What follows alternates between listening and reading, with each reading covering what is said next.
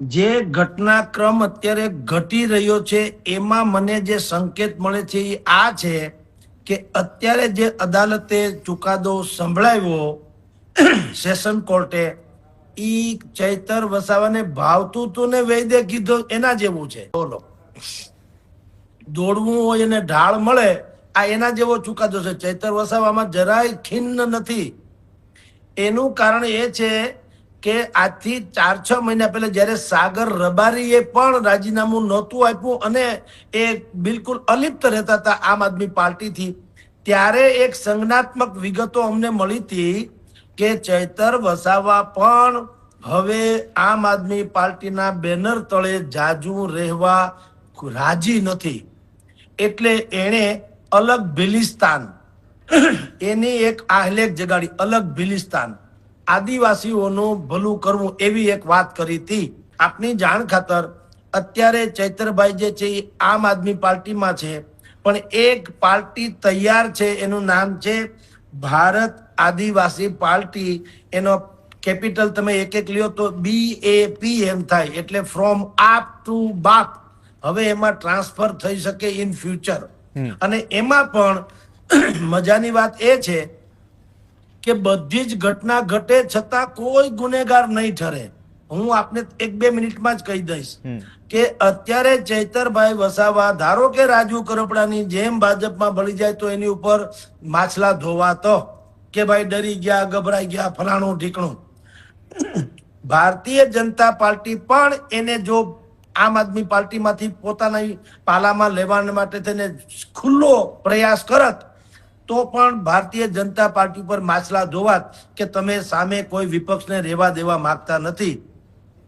આ બંનેનું કામ થાય, સાપ મરી જાય છતાંય લાઠી ન તૂટે એવો રસ્તો બાય કોર્ટ આને મળ્યો છે સેશન કોર્ટમાંથી. અત્યારે રાજપીપળાની ડિસ્ટ્રિક્ટ એન્ડ સેશન કોર્ટે નર્મદા જિલ્લાની એણે આ ચુકાદો આપ્યો. હવે ખરા અર્થમાં જો ચૈતરભાઈએ આમ આદમી પાર્ટીમાં જ રહેવું હોય અને લડત આપવી હોય તો લશ્કરી ઢબે અત્યારે એને હાઈકોર્ટમાં જવું જોઈએ અને ઉપલી બધી વાત કરવી જોઈએ. એને બદલે હજી જે શિથિલપણું છે એનું ગુજરાતી એ છે કે વિધાનસભાના અધ્યક્ષ અત્યારે જે એના વિવેકાધીન છે, 2 વર્ષથી વધુ જે ધારાસભ્યને સજા થાય એનું ધારાસભ્ય પદ તત્કાલ રદ કરી શકે એવી પણ એક જોગવાઈ છે.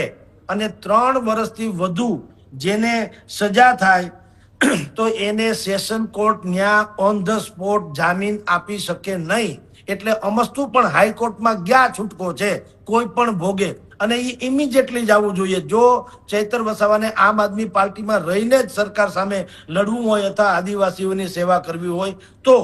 હવે એના બદલે અત્યારે ખાલી જે પોલિટિકલી નિવેદન આપે છે એનું ગુજરાતી એ છે કે ઇન ફ્યુચર એ ભારતીય આદિવાસી પાર્ટી BAP એ જે તૈયાર છે અત્યારે બેનર, એમાં ભવિષ્યમાં જોડાય. BAP જે છે એ કેવું છે, તૃણમૂલ કોંગ્રેસના 28માંથી 20 સાંસદો જે પાર્ટીમાં ભળ્યા એનું નામ શું છે?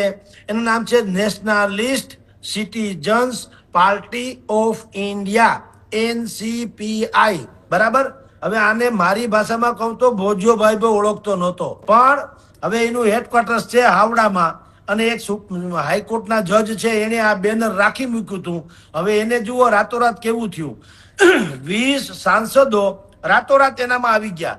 અત્યારે NDAની સૌથી મોટી પાર્ટી જે કેટલી ગણાય છે ટેકેદાર, એમાં આ જે છે NCPI એમાંની એક થઈ ગઈ. બોલો, ગઈકાલ સુધી એને આપણી ભાષામાં કહે તો કાળો કાગડો ઓળખતો નતો, અત્યારે NDA નો સૌથી મજબૂત પક્ષ તરીકે એની નામ થઈ ગયું. એવી રીતે ભારતીય આદિવાસી પાર્ટી એ એક રજિસ્ટર્ડ પાર્ટી તો છે. હવે અત્યારે કોઈની ટીમ નથી, જેવો વખત એવું ભલે કાંઈ. એટલે શું થાય, ચૈતર વસાવા ગુજરાત, મહારાષ્ટ્ર અને રાજસ્થાન આ ત્રણેયના જે ભૌગોલિક સ્થળો છે આદિવાસીઓના બેલ્ટ જેને કહેવાય, એમાં આ ભારતીય આદિવાસી પાર્ટીનો આમ દબદબો થઈ શકે, કારણ કે આદિવાસી હોતા એમ કરીને. અને પછી જો લોકસભાની ચૂંટણી લડે અને 2-5 ટિકિટ 2-5 એના સાંસદો કે 10 સાંસદો જે એના ચૂંટાય ધારો કે, તો આ તૃણમૂલ કોંગ્રેસનું જે હાલત અથવા તો જે પરિસ્થિતિ થઈ એના જેવું થઈ શકે. એ બહારથી પણ એનડીએને કે શાસક પક્ષ જે આવે તે એને ટેકો જાહેર કરી શકે અથવા પોતાનો હક માગી શકે. પણ મેં કીધું તેમ આમ આદમી પાર્ટીમાંથી અત્યારે નીકળી જવાય. કહેવાય શું કે અદાલતે મારું જેમ ધારાસભ્ય પદ રદ કરી નાખ્યું, તો મારે આદિવાસી માટેની લડત તો કઈ રદ ન કરી શકાય. એટલે મારે કોઈ બેનર જોઈએ છે તો ભારતીય આદિવાસી પાર્ટી તો છે જ. હું લડીશ ને આદિવાસીઓને ન્યાય અપાવીને ઝંખીશ.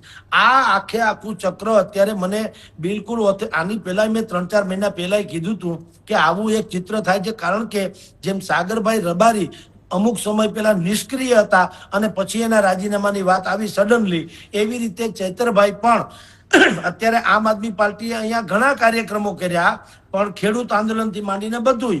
પણ તમે જુઓ અહીંયા સૌરાષ્ટ્રના પ્રાંતમાં બહુ ઓછા દેખાણા. નહીતર આમ આદમી પાર્ટી પાસે અત્યારે હમ ખાવા પૂરતા બે તો જણા છે જેને આપણે તાકાતવર માનીએ છીએ, ગોપાલ ઇટાલી અને ચૈત્ર વસાવા.